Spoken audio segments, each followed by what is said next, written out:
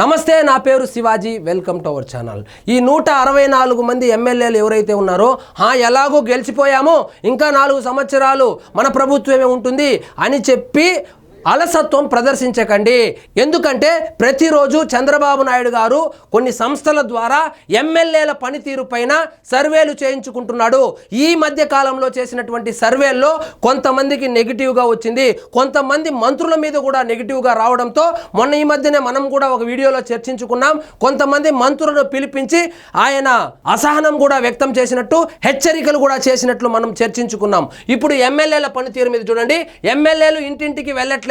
ఇంటింటికి వెళ్ళండి, మనం చేసే మంచి కార్యక్రమాలు వాళ్ళకి వివరించండి. అప్పుల్లో కూరుకుపోయి ఉన్నప్పటికీ కూడా మనము ఎంతో నిబద్ధతతో మేనిఫెస్టోని మనము ఇంప్లిమెంట్ చేస్తున్నాము.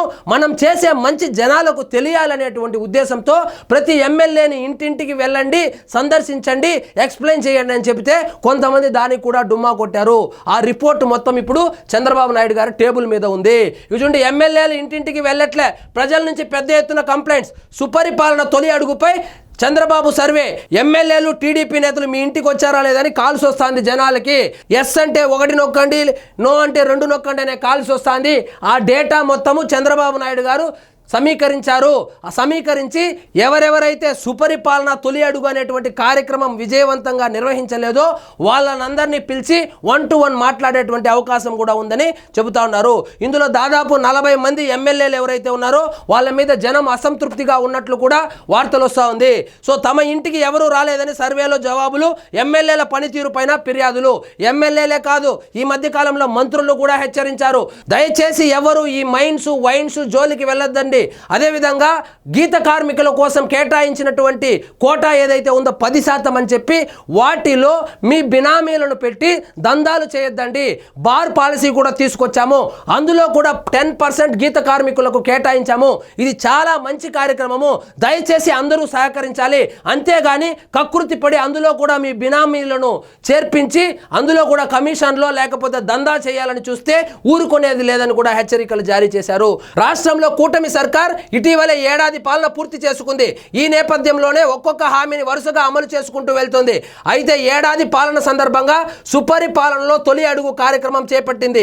ఎమ్మెల్యేలు ఇంటింటికి వెళ్ళి ప్రభుత్వం చేస్తున్న అభివృద్ధి, అమలు చేస్తున్న పథకాలు ప్రజలకు వివరించాలని, వారి సమస్యలు తెలుసుకొని పరిష్కరించాలని పదే సూచించారు.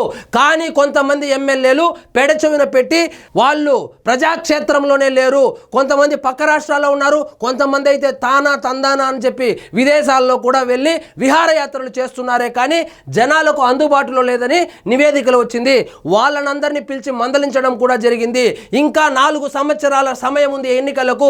మీరు గనక మారిపోతే ఖచ్చితంగా ఓడిపోతారు మీరు, కాబట్టి మీకు టికెట్లు ఇవ్వమని కూడా హెచ్చరించినట్లు తెలుస్తుంది. సో ప్రతి ఒక్క ఎమ్మెల్యే మనం చేస్తున్నటువంటి మంచి కార్యక్రమాలు ఏవైతే ఉన్నాయో దాన్ని జనాలకు వివరించండి. వాళ్ళకి ఏవైనా సమస్యలు ఉంటే దాన్ని పరిష్కరించండి. అందుకే జనాలు మనకు ఓట్లేశారు. చరిత్రలో కని విని ఎరుగని రీతిలో 164 సీట్లు మనల్ని గెలిపించారు.